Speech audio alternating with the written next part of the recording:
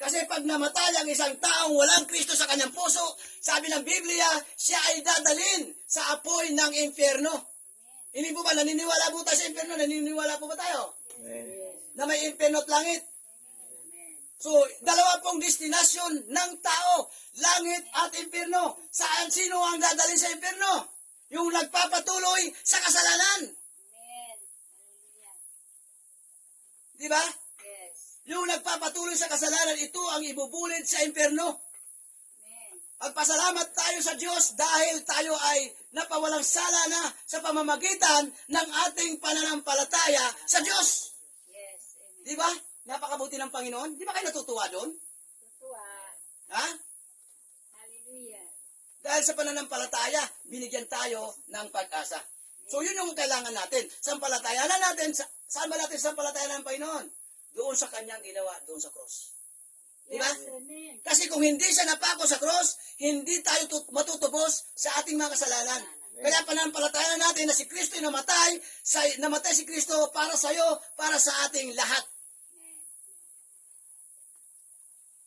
Sabi ng iba mga tao,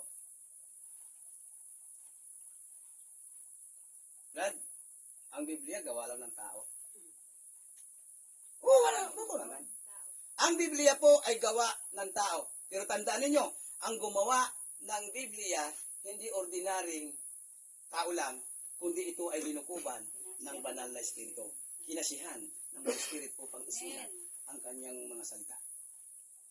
Kumbaga para ang nangyari abang nagsusulat yung propeta, abang nagsusulat, dinidiktahan siya ng Panginoon na ito ang isulat mo para ang mga tao ay mayroong sundan. Amen. Amen ba? Amen. Isang example lang. Halimbawa lang kita. Halimbawa, isa sa inyo, mayroon kayong mamanahin na ari-arian sa iyong mga magulang. Ngayon, kung wala kang testamento, wala kang kasulatan, paano mo masasabi na ikaw ay may mamanahin sa iyong magulang kung wala ka namang testamentong hawak?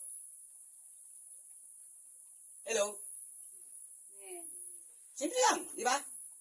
Kaya mo nalaman na ikaw ay may mamanahin sapagkat may iniwan sulat sa iyo na ikaw ay magiging tagapagmana ko.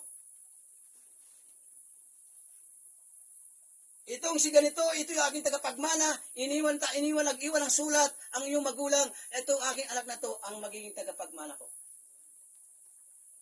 Hello? Amen. So, ganun din po ang ginawa ng Diyos sa atin. Nag-iwan ng Panginoon ng sulat upang malaman natin na tayo pala ay tagapagmana ng kaharian ng Diyos. Amen.